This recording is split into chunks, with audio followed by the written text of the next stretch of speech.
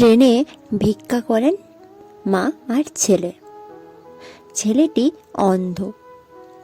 বৃদ্ধা মায়ের চোখ দিয়েই ছেলে তার গোটা দুনিয়াকে দেখে। ছেলের বয়স কত হবে আর? 35 বা তার বেশি হবে।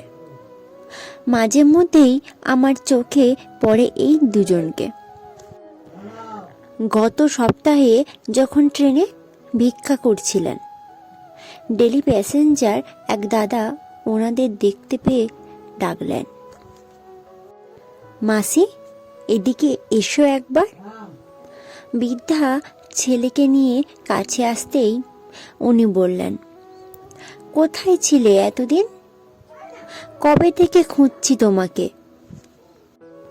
আজ 15 দিন হয়ে গেল এটা ব্যাগে নিয়ে ঘুরছি। তারপর দেখি উলের একটা চাদর ব্যাগ থেকে বের করে হাতে দিয়ে বললেন, এটা গায়ে দিও। দার্জিলিং গিয়েছিলাম, তোমার জন্য এনেছি। বৃদ্ধার গায়ে তখন শত ছিন্ন একটা চাদর। কোনো রকমে শীত আটকানো যায় কিনা সন্দেহ। ওই দাদা বললেন, পুরনো চাদরটা বাদ দিয়ে এবার থেকে নতুনটা গায়ে দিও, কেমন?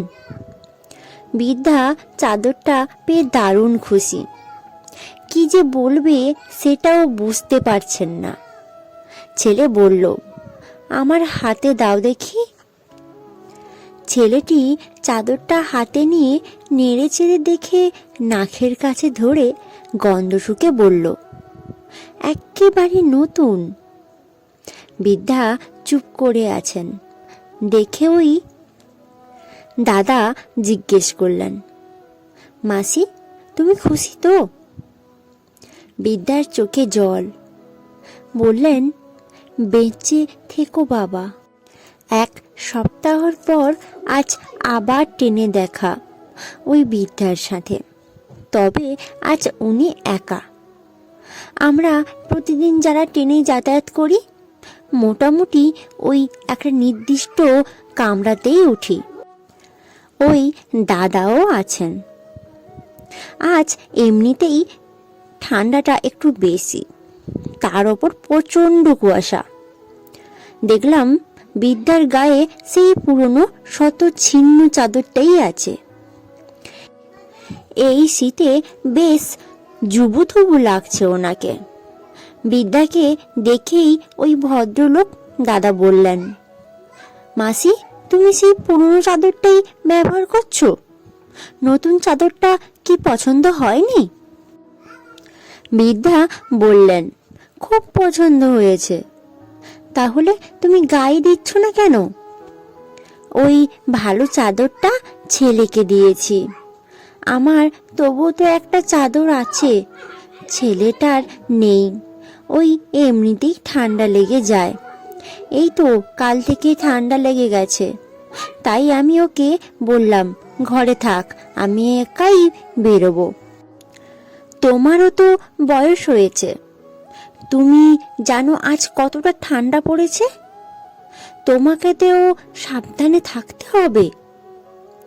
আমার এত ঠান্ডা লাগে না। ছেলেটা ভালো থাকলেই আমি ভালো থাকব। বৃদ্ধার কথাগুলো শুনে মনে মনে ভাবছি, এই হলো মা। এই কনকনে শীতেও নিজের ভালো থাকা অপেক্ষা ছেলের কিসে ভালো হবে। এই বয়সে এসেও মা তার কর্তব্য থেকে পিছুপা হয়নি। তাই মা বোধহয় এই পৃথিবীর সবথেকে বড় যোদ্ধা। সন্তানের জন্য সব রকমের যুদ্ধে সে যেতে রাজি।